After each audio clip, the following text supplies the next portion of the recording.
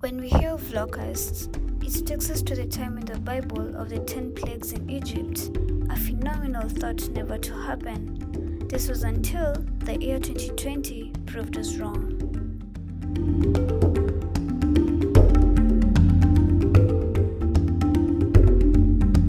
As we usher the new year, East Africa had a battle to fight already: locusts.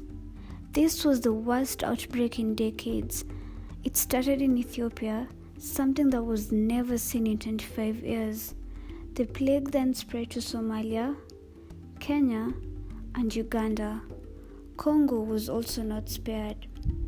At the beginning of 2020, Kenya's economy was expected to increase to 62%. This was thanks to the improved rainfall. However, the local situation negatively affected the country's economy. 1 ton of locusts eats as much food in a day as about 10 elephants, 25 camels, or 2,500 people.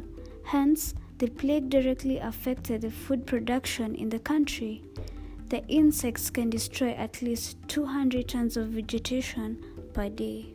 With the increase of food prices, the common mwananchi was greatly affected. Kama mkulima, nimeona ya kwamba locusts zimekuja kutuharibia mimea yetu, kwa sababu ikiingia kwa shamba haibakishi, inakula kila matawi, inakula kila kitu.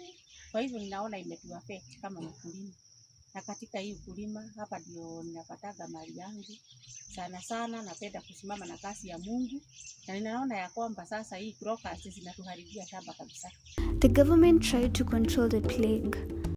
Now, the government will deploy more helicopters and train more personnel in a bid to stop the spread of the desert locusts in the northeastern part of the country. Agriculture Cabinet Secretary Mwangi Kiunjuri is at the same time calling for concerted efforts from all Kenyans in the fight against the destructive insects. The other thing the government is also doing is sensitizing the farmers.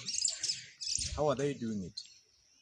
By telling them how they should be able to protect their crops. The public was, however, not satisfied with how the government handled the situation. Kenyans on Twitter were not left behind.